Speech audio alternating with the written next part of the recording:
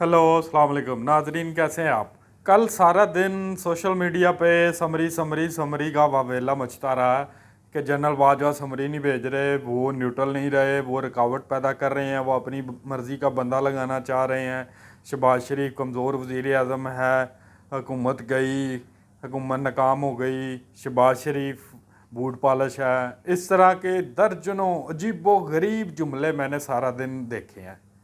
यार, वज़ीर आज़म कोई है, आर्मी चीफ किसी ने लगना है, समरी किसी ने भेजनी है। आप लोग इस तरह परेशान हैं जैसे आपका कोई पर्सनल इंटरेस्ट है इन सारे मामला से।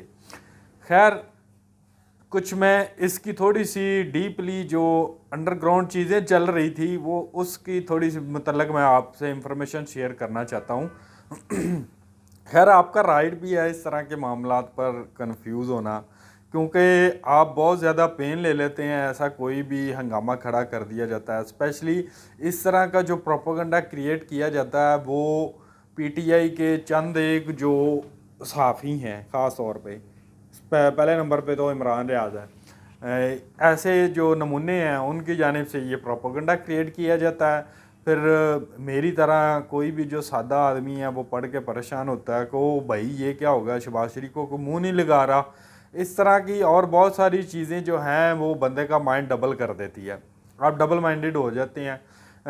असल में इशू ये चल रहा है कि आसम मुनीर साहब जो हैं वो 27 नवंबर को रिटायर्ड हो रहे हैं और जनरल बाजवा 29 नवंबर को रिटायर्ड हो रहे हैं। अगर आसम मुनीर को आर्मी चीफ बनाया जाता है तो इसका मतलब है कि आप एक बंदे को उसको आर्मी चीफ बना रहे हैं जिसने अभी 2 दिन बाद हलफ उठाना है।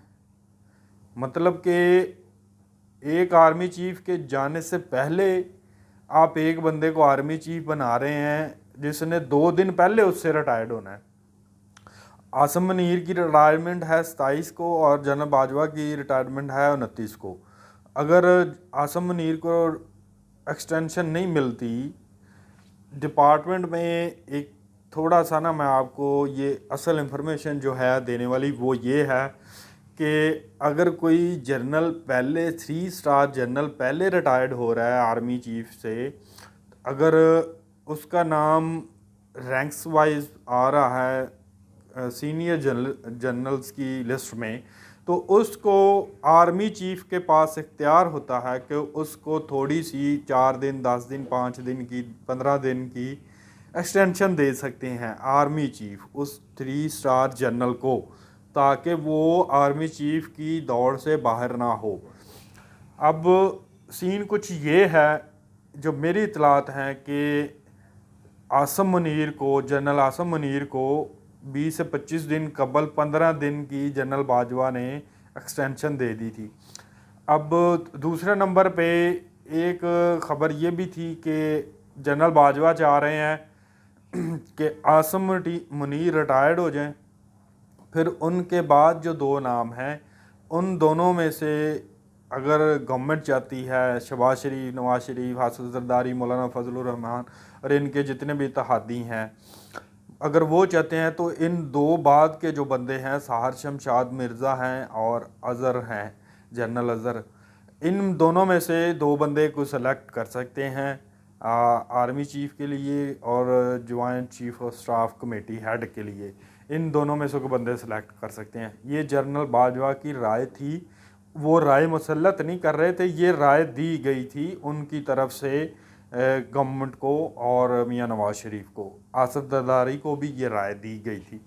और उसके बाद जो स्टिल अभी तक जो मेरी इतलात हैं, गवर्नमेंट यही चाह रही है कि वो आसम मुनीर को आर्मी चीफ तैनात कर दे। हाँ, ये सिर्फ उसी सूरत में पॉसिबल हो सकता है। मैं फिर आपको बता रहा हूँ कि ये थोड़ा सा ना डिपार्टमेंटल इशू है कि आसम मुनीर 27 को रिटायर्ड हो रहे हैं, तो ये कुछ लोग कह रहे हैं कि जी पहले नोटिफिकेशन जारी हो जाएगा तो ऑटोमेटिकली वो चीफ बन जाएंगे और तो उनको एक्सटेंशन मिल जाएगी। ऐसा नहीं है, जब तक आर्मी चीफ उस जनरल को एक्सटेंशन नहीं देते उतनी देर तक वो आर्मी चीफ नहीं बन सकते। तो तीसरे नंबर पे जो मैंने बताया कि गवर्नमेंट इस वक्त चाह रही है कि आसिम मुनीर को आर्मी चीफ तैनात कर दिया जाए, क्योंकि वो मोस्ट सीनियर जनरल हैं।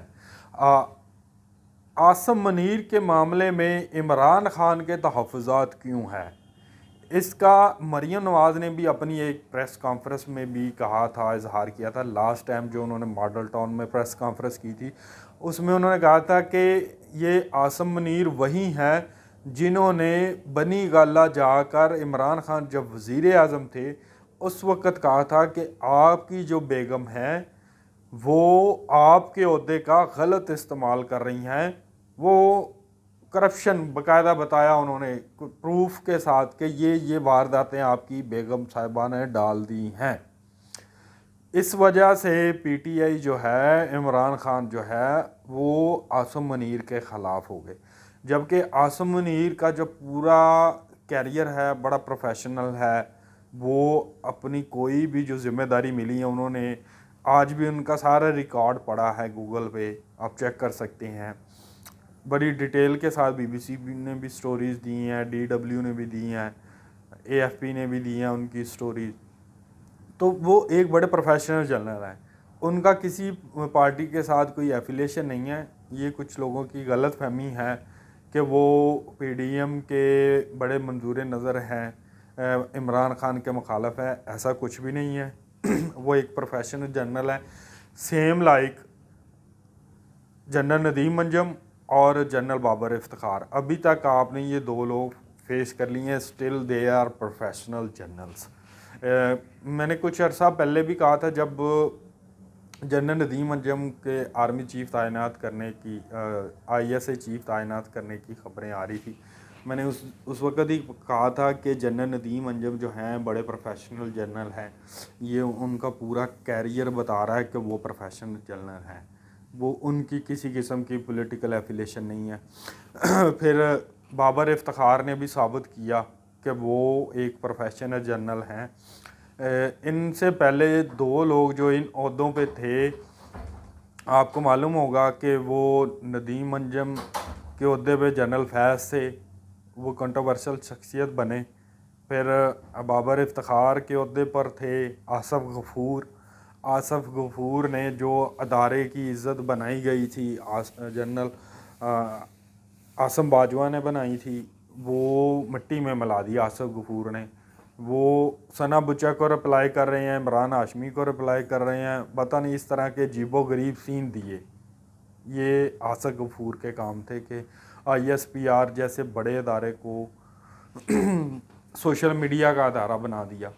लेकिन बाबर इफ्तिखार ने साबित किया है कि वो एक प्रोफेशनल जनरल हैं, उनको पॉलिटिकल मामला से कोई लेना देना नहीं है।